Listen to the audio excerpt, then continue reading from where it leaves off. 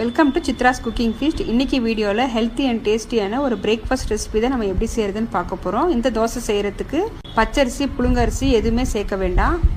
வெறும் சம்பா கோதுமை ரவையை வச்சு ரொம்பவே கிறிஸ்பியான டேஸ்டியான ஒரு தோசை வீடியோ தான் நம்ம பார்க்க போகிறோம். இப்போ தான் நம்ம சேனலை ஃபஸ்ட் டைம் வாட்ச் பண்ணுறீங்கன்னா சேனலை சப்ஸ்கிரைப் பண்ணிவிட்டு பாருங்கள். அதோட பெல் பட்டனை ப்ரெஸ் பண்ணி வச்சுக்கோங்க. அப்போ தான் நான் போடுற லேட்டஸ்ட் வீடியோஸ் வந்து உங்களுக்கு நோட்டிஃபிகேஷனாக வரும். இப்போ வாங்க இந்த தோசை எப்படி செய்கிறதுன்னு நம்ம வீடியோக்குள்ளே போய் பார்க்கலாம். மெஷரிங் கப்பில் ஒரு கப் அளவுக்கு சம்பா கோதுமை ரவை எடுத்திருக்கேன். உங்கள்கிட்ட மெஷரிங் கப் இல்லைன்னா ஒரு கிளாஸில் கூட நீங்கள் மெஷர் பண்ணிக்கலாம். ஒரு கப் அளவுக்கு சேர்த்துக்கோங்க. இப்போது இதே கப்பில் 1/4 கப் அளவுக்கு வெள்ளை உளுந்து சேர்த்துக்கிறேன். உங்கள்கிட்ட கருப்பு உளுந்து இருந்ததுன்னா நீங்கள் அது கூட சேர்த்துக்கலாம். 1/4 கப்பு மட்டும் சேர்த்துக்கோங்க. இப்போ இதே கப்பில் 1/2 கப் அளவுக்கு அவல் சேர்த்துக்கிறேன். கெட்டி அவல், பேப்பர் அவல் எது வேணாலும் சேர்த்துக்கலாங்க. 1 டீஸ்பூன் அளவுக்கு வெந்தயம் சேர்த்துக்கிறேன். ஒரு 2 தடவை நல்லா தண்ணி விட்டு வாஷ் பண்ணி எடுத்துக்கலாம். இதே மெஷர்மெண்ட்டில் கம்பு தோசை, ராகி தோசை, சோள தோசை அதுவும் ட்ரை பண்ணலாங்க. இதே மெஷர்மெண்ட்டில் நீங்கள் செஞ்சு பாருங்கள். நல்லா வாஷ் பண்ணதுக்கப்புறம் தண்ணி ஊற்றி நம்ம ஒரு 2 மணி நேரம் ஊற வச்சு எடுத்துக்கலாங்க. க்ளோஸ் பண்ணி வச்சுக்கலாம். இப்போ இங்கே பார்த்தீங்கன்னா வெந்தயக்கீரை செடி நான் வீட்டிலேயே வளர்த்தது. ஒரு யூஸ் அண்ட் த்ரோ கப்பில் கொஞ்சமாக மண் சேர்த்துட்டு ஒரு கைப்பிடி அளவுக்கு வெந்தயத்தை போட்டு 1 வாரம் வரைக்கும் இந்த அளவுக்கு வளர்ந்து வந்திருக்கு. நம்ம இந்த வெந்தயக்கீரையை கட் பண்ணி சப்பாத்தி மாவு கூட சேர்த்து பிசைஞ்சிக்கலாம்.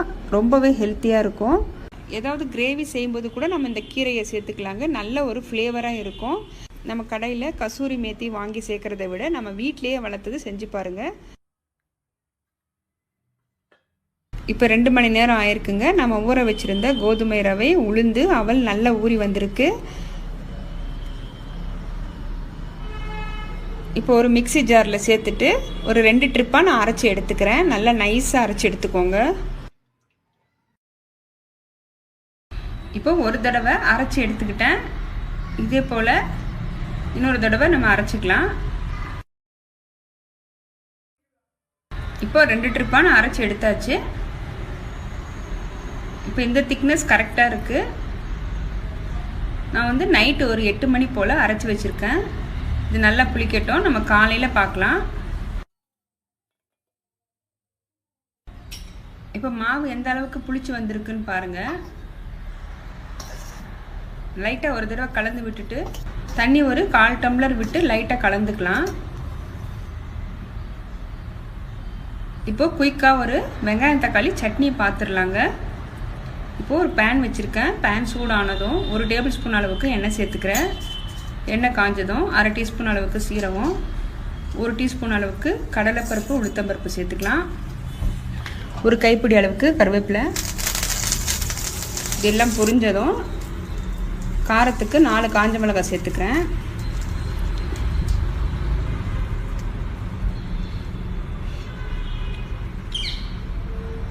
ரெண்டு மீடியம் சைஸ் வெங்காயம் ரஃப்பாக கட் பண்ணி சேர்த்துக்கிறேன்.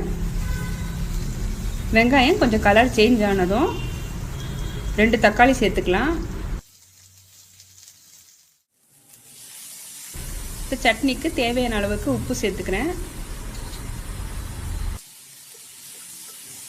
நல்லா ஒரு தடவை கலந்துட்டு நம்ம மூடி போட்டு ஒரு 5 நிமிஷத்துக்கு வேக வச்சுக்கலாம்.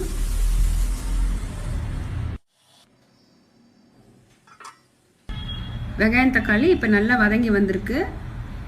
ஆறுனதும் நம்ம வந்து மிக்சி ஜாரில் சேர்த்துட்டு நைஸாக அரைச்சி எடுத்துக்கலாம். இந்த ஸ்டேஜில் உங்களுக்கு தேங்காய் வேணும்னா சேர்த்துக்கோங்க. நான் தேங்காய் சேர்க்கலை. அரைச்ச சட்னியை ஒரு பவுலில் சேர்த்துக்கிறேன். இந்த சட்னிக்கு ஒரு தாளிப்பும் கொடுத்துடலாம். இப்போ சூப்பரான சட்னியும் ரெடி ஆயிடுச்சு. இப்போ தோசை ஊற்ற ஆரம்பிச்சிடலாம். கல் சூடாக இருக்குது. கொஞ்சமாக எண்ணெய் தடவிட்டு வெங்காயம் தேய்ச்சிட்டு அதுக்கப்புறம் நம்ம வந்து மாவு ஊற்ற ஆரம்பிக்கலாம். அப்போ தான் நமக்கு வந்து தோசை ஒட்டாமல் வரும். எப்பவும் ஒரே மாதிரியான பச்சரிசி புழுங்கல் அரிசி வச்சு தோசை செய்யாமல் ஒரு தடவை இந்த மாதிரி ஹெல்த்தியான கோதுமை ரவையை வச்சு நீங்கள் தோசை செஞ்சு பாருங்கள்.